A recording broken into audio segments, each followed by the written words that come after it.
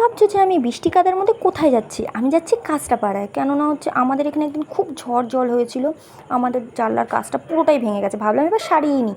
তোমার দাদা ওদিকে কাজ নিয়েছে, আমার এদিকে আবার নজর গেল, দেখলাম এখানে পাপড়ি চাট, ভেলপুরি, আলু কাবলি, ঝালমুড়ি সবই পাওয়া যাচ্ছে।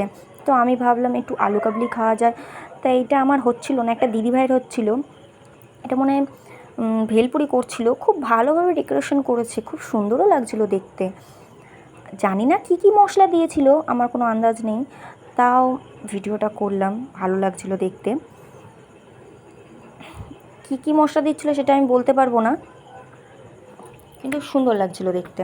খেতেও নিশ্চয়ই খুব টেস্ট হবে। কিন্তু আমি ওটা অর্ডার দিইনি, আমি আলু কাবলি দিয়েছিলাম, খুব ইচ্ছা করছিল, দিদিভাইটারও ছিল আলু কাবলি, তাই দুজনেরটা একসাথে বানাচ্ছিল। তো এর মধ্যেও কী কী মশলা দিচ্ছে আমার কোনো আইডিয়া নেই, কিন্তু আলু কাবলিটা বানাচ্ছে, ভালোই লাগছিলো, সব কিছুই ঠিক আছে, কিন্তু অতটা ভালোও হয়নি, অতটা খেতে খারাপও লাগেনি, মাঝামাঝি। বলবো না খুবই খারাপ আবার খুবই ভালো, অতটা টেস্ট ছিল না।